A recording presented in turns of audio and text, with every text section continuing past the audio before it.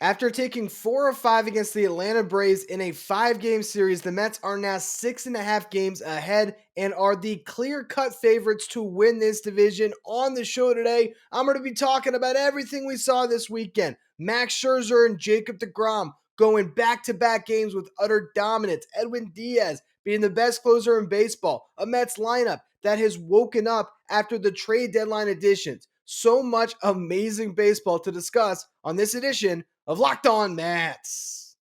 You are Locked On Mets, your daily New York Mets podcast. Part of the Locked On Podcast Network, your team every day.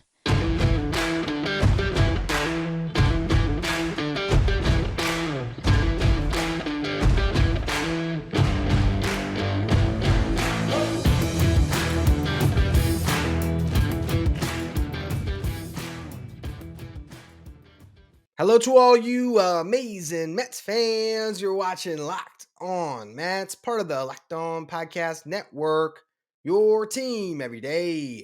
I'm your host, Ryan Finkelstein. If you want to find any of my work, follow me on Twitter at Finkelstein Ryan. You can also find some of my writing at justbaseball.com, where I work as the managing editor.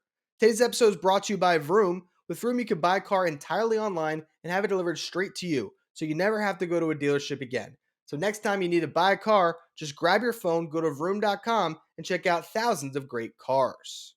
Now, this Mets team over the weekend just did more than we ever could have expected, right? You knew this was going to be a hard-fought series, but outside of the second game of the series with Taijuan Walker struggling, the Mets looked dominant in each of these games. And even in that game they lost, Taijuan Walker, he goes out and there's that weird moment where his foot gets caught and he kind of comes up limping. And we're not sure if that impacted his start or not, but still, the results were pretty bad. Gives up 4 runs in each of the first 2 innings, doesn't even record an out in that second inning.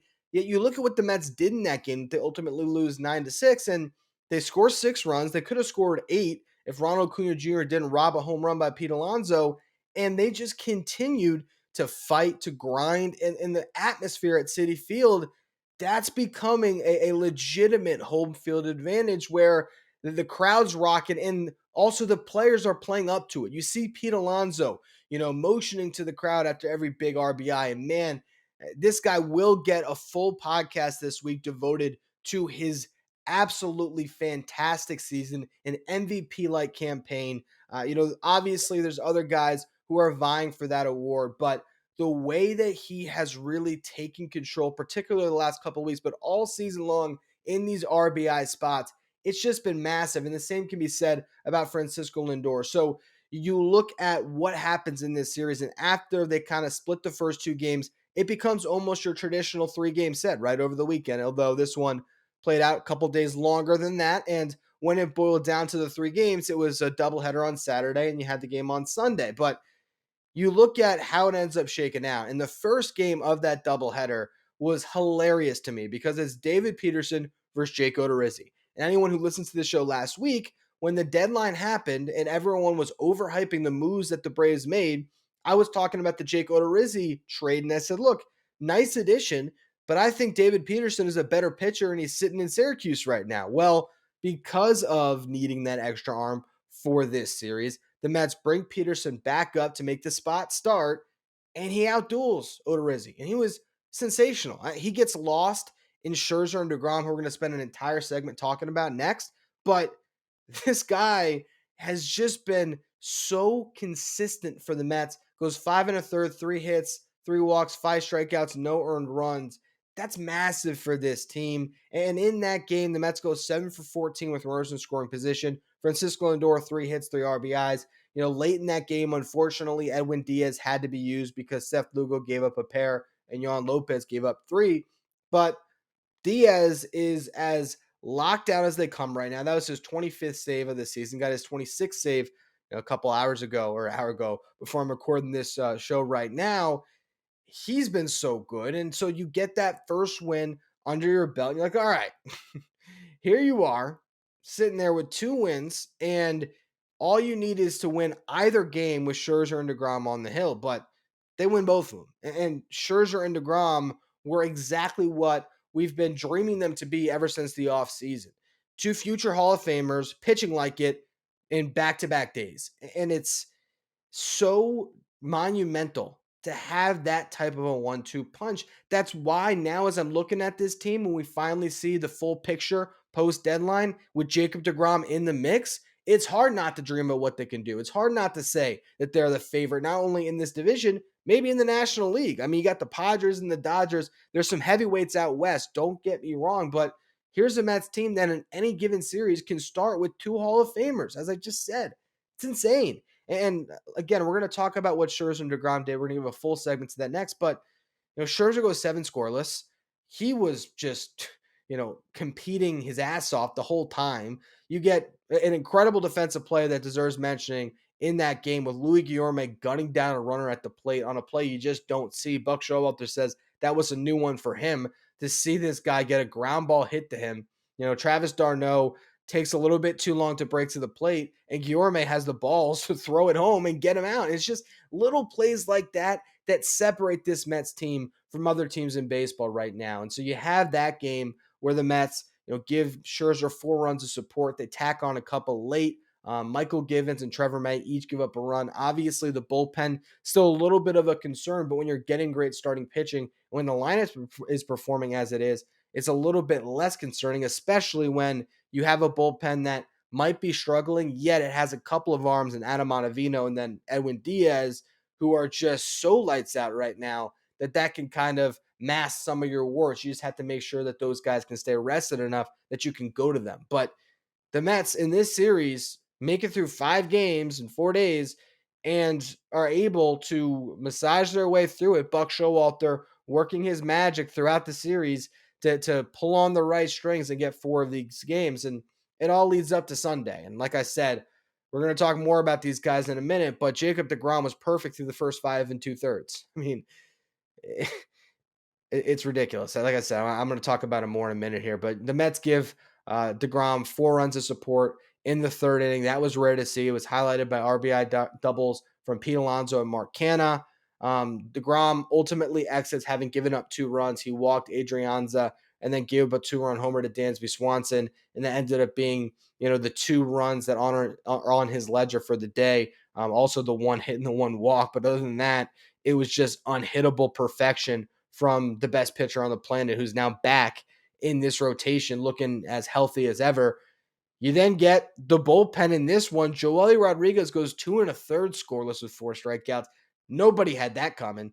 And then Diaz comes on and notches his 26th save, as I already mentioned. So this was a complete dominant performance by this Mets team. We're going to talk about it more throughout the show today. But first, as you gear up for the fall, you need the right people on your team to help your small business fire on all cylinders. And LinkedIn Jobs is here to make it easier to find the people you want to talk to faster and for free. There you can create a free job post in minutes, and LinkedIn Jobs will help you reach your network and beyond to the largest professional network of over 810 million people. Once there, add your job in the purple hashtag hiring frame to your LinkedIn profile to spread the word that you're hiring so your network can help you find the right people to hire. There you're going to find simple tools like screening questions that make it easy to focus on the candidates with just the right skills and experience so you can quickly prioritize who you'd like to interview and hire. It's why small businesses rate LinkedIn Jobs #1 in delivering quality hires versus leading competitors. LinkedIn Jobs helps you find the candidates you want to talk to faster. Did you know that every week nearly 40 million job seekers visit LinkedIn?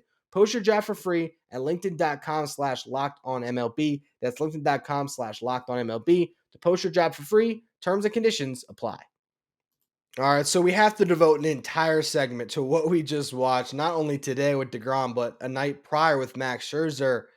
This is what you were dreaming about. And I think the hope now is that Jacob DeGrom is going to have this incredible second half with this Mets team. He's going to prove he's healthy. He's going to have so much fun on this team that Steve Cohen's going to write him his blank check in the offseason. And we're going to get years of watching these two guys together because you just don't see it. You don't see two pitchers this good in the same rotation. Scherzer goes out in a game that will win you this really important series, and he goes 7 innings, allows 4 hits, 11 strikeouts, got big strikeouts every time he needed to.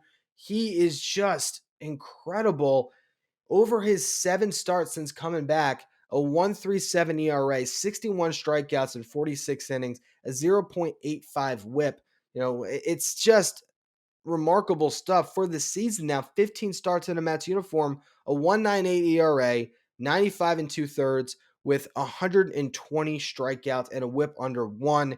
It's just the same guy we've been watching in Washington for all these years, if not better, at 38 years old. And then you pair that with Jacob DeGrom, and here he was today looking at pitch velocity for DeGrom. You go to the top of the leaderboards for this Mets team. It's covered, or in this game, I should say. And it's Edwin Diaz, 102.1 miles per hour. Jacob DeGrom, 101.6. Diaz, 101.5. That's the crazy thing, is Edwin Diaz is the best reliever on the planet right now, and Jacob DeGrom is like having him for 7 innings. That is what we know DeGrom to be, and he looks to be himself right now. I mean, you just count all of these pitches: 101.1 DeGrom, 100.7, 100.6. It goes on and on and on and on. The velocity was on the same insane planet that we saw last year. You look at the breakdown for him on the day, average fastball velocity at 99.2. You look at this swing and miss on the slider, 18 whiffs on 20 swings. Michael Harris fouled a couple off. Other than that, no one could touch it. No one could touch that slider. And that's why he was perfect through 5 2/3. It was this incredible mix, as always, of fastball slider that no one can touch. When he can dot that fastball wherever he wants, he can go high with it. He can attack the lower part of the zone, inside, outside. And then he's got that slider that he can just throw right outside of the strike zone where you just can't help yourself from swinging at it.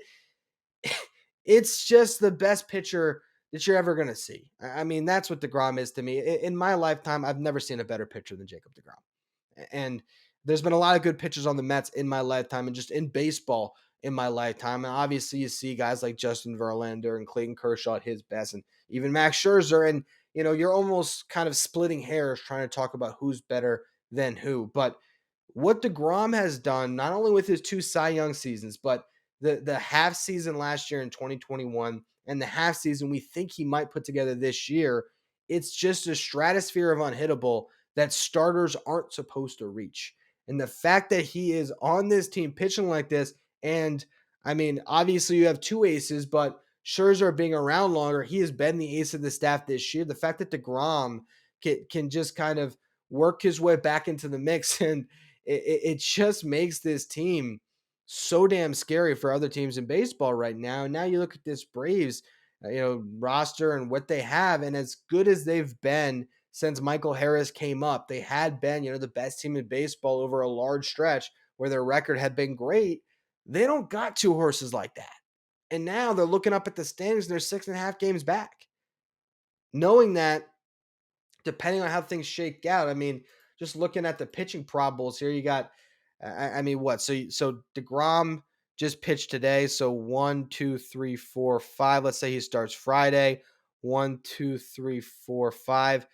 I mean, are they going Tuesday, Wednesday in that series against the Braves in Atlanta with Scherzer and DeGrom, and they have to face them again? As much as you want to say, all right, these games took place at Citi Field, the next one will be in Atlanta, and they got a 4-game set there, and the final 7 games these two teams play against each other will be in Atlanta. If they had to face Scherzer and DeGrom in that 4-game set, how confident is a Braves fan really?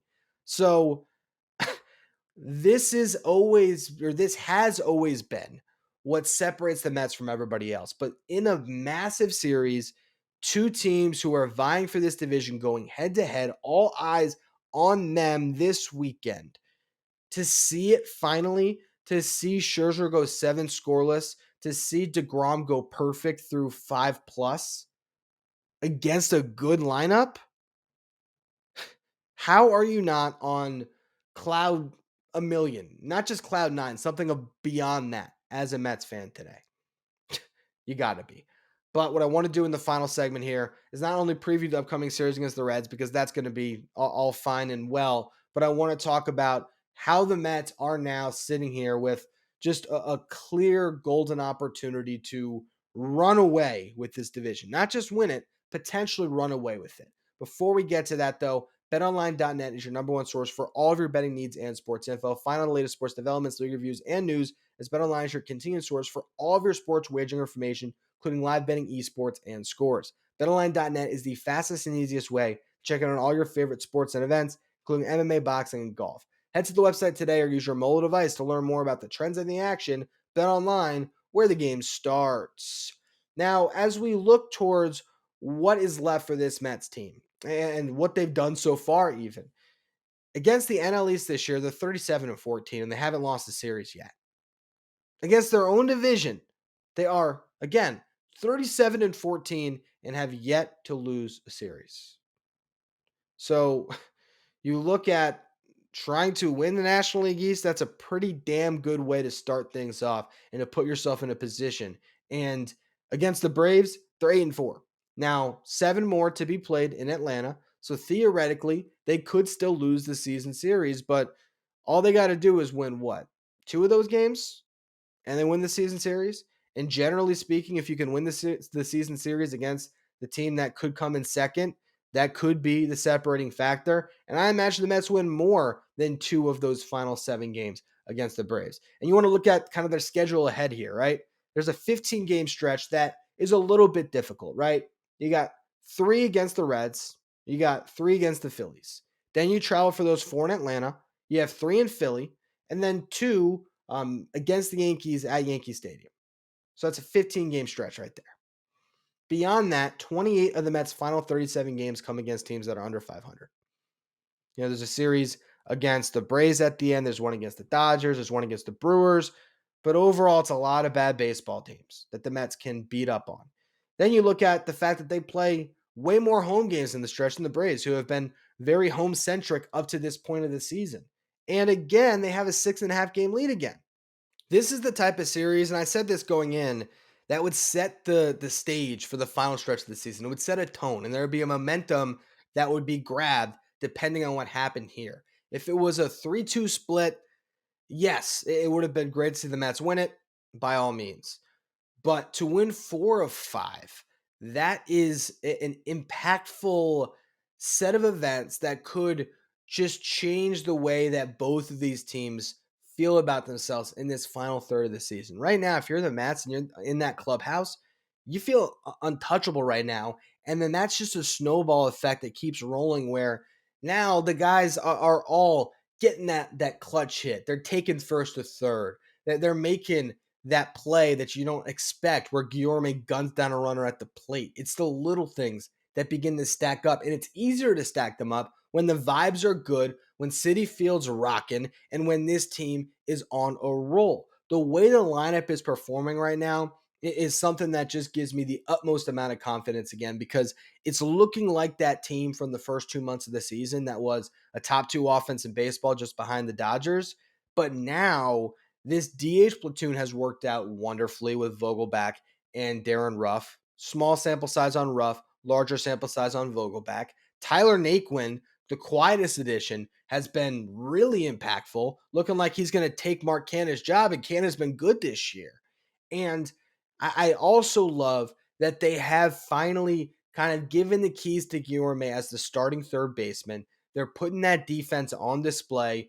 The infield defense, when you have Guillorme, Lindor, McNeil, and Alonso out there, is so solid. The outfield defense has been great all year. Naquin fits right in when it comes to that.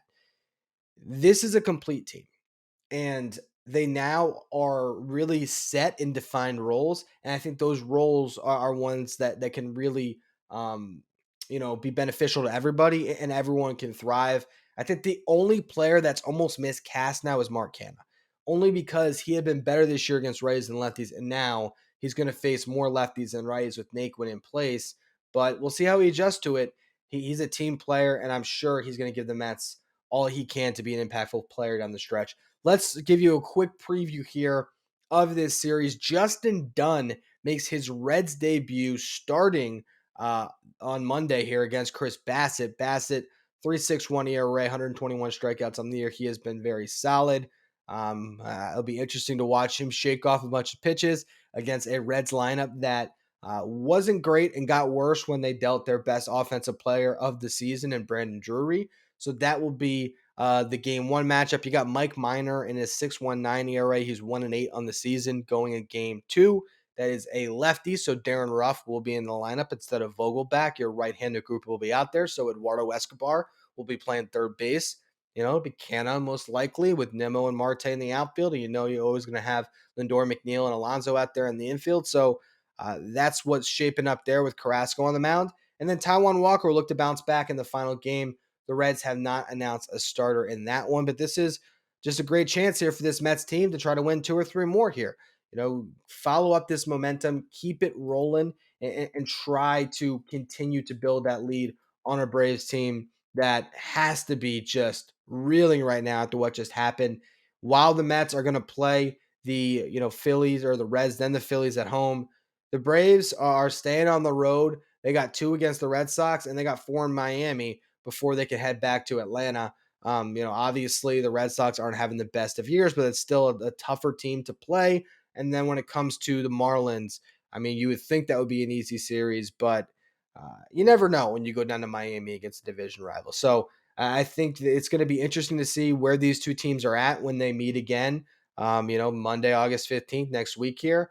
But this is now the Mets division to lose. It was already kind of trending that way all year long. They've been in command of first place for I don't know how long at this point. It feels like it's been wire to wire.